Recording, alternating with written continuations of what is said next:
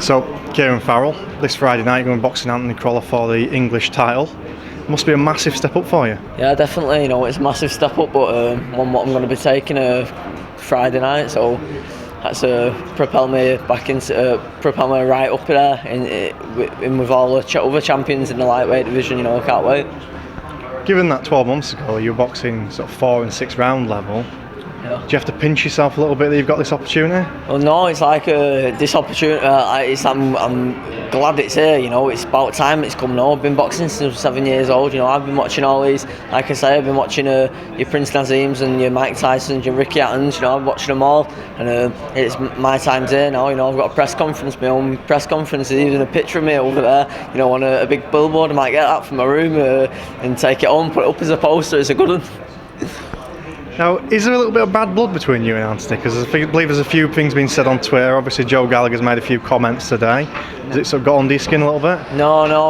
Well, that's I think that was the idea of what they started off saying that I bottled it and stuff like that out of the prize fight. It's Joe Gallagher, really. It's not Anthony Crolla's sound. Me and Anthony Crolla go way back. I shook his hand there before. I've got no animosity with Anthony Crolla. We're going to go and do our thing. We're going to put a good fight on for the fans. Hopefully, hopefully he comes and brings it. I'm going to bring it. You know what I mean? So, like I say, there's no bad blood between me and Anthony, but for his trainer. But on the other hand, he's a prick. You know what I mean? So, just.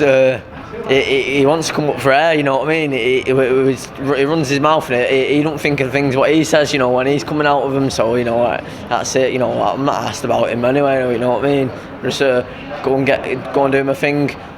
Beat Anthony Crolla on a Friday night, and it shut his trainer right up. I won't hear again from him. For people that don't know, what's the story between you and a pitcher and a punch bag?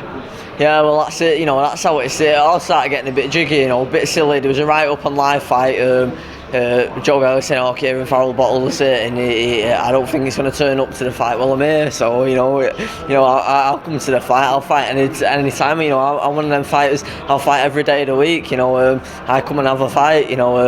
There's no hiding places in the ring with me. I come forward. Everyone knows what I'm going to do. I'll give you the blueprint to beating me. If you're a good enough fighter, you can outbox me for 10 rounds. But I'll take my hat off to anybody who can do that.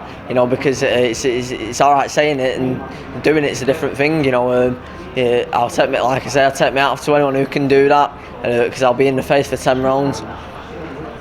How much does that English title mean to you? Well, it's the Premier League of British boxing, isn't it? That's it. We get that English title.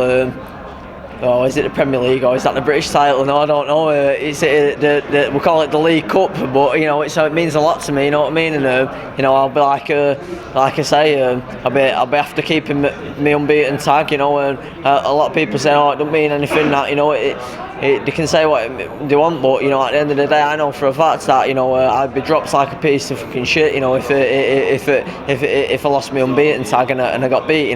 So I don't plan on doing that. Kieran Farrell's going to be a name in 6 years' time. We say, he's an awesome fighter. You know what I mean? And I'm 22 years old, and it's about time that I got a fight. I want a fight. I've been asking from day one.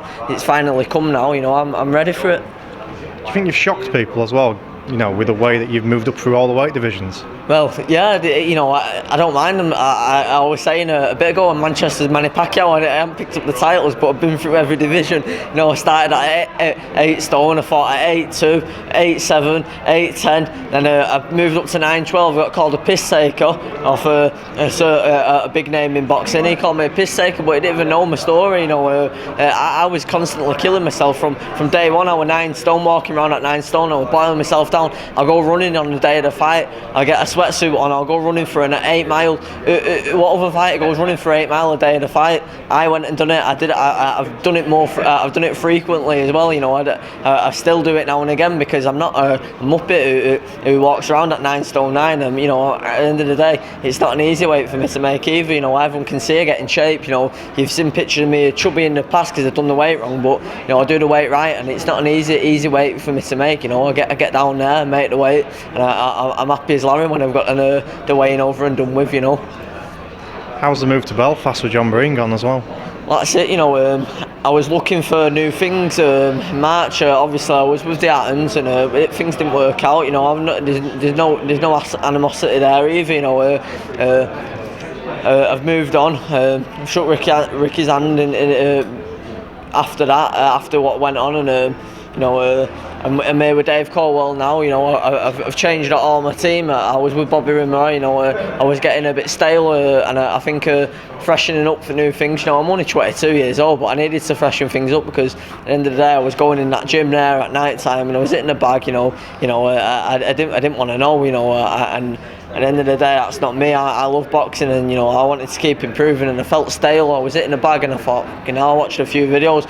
My girlfriend used to take videos of me, and I watched the videos, and I said, that's shit, you know what I mean? I needed to sort that out. So I went sparring, I went down, did a bit of work with Don Charles, sparred Ashley Fiafane, who's a really good fighter, you know, very fit.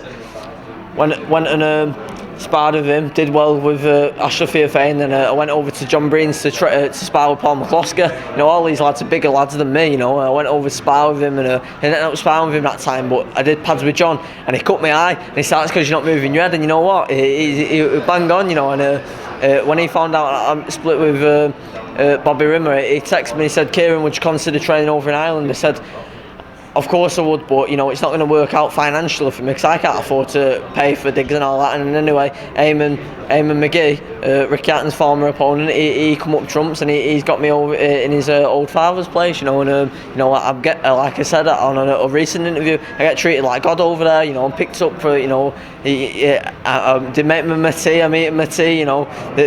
Laura Breen poisoned me once on a bit of shellfish, but you know, I survived it, you know, I got through it, so it's good. Excellent. Well, good luck this Friday. Thank you, Andy.